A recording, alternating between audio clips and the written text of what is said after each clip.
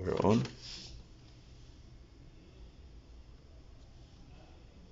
So, calibration ng 500. So, mode.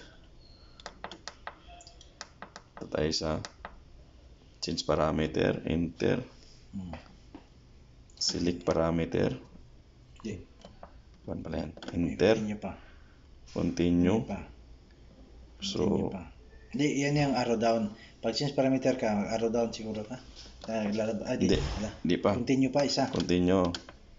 Tapos sa volume 1, arrow down. arrow down, load cell. Sa volume 1 pala mag-arrow down. Oh, kasi walang load cell doon sa volume 2 eh. Enter. So 200 to 800. So 500 i-set natin kasi ito 500. So confirm. Confirm 500. Then wait to 0, empty bag, lagyan natin yan. Tapos enter natin. Dapat 500 yung 500 grams. O di tama. Ayan, stop. So Exit ka na. Exit ka na agad. So ganun lang. Kasimple.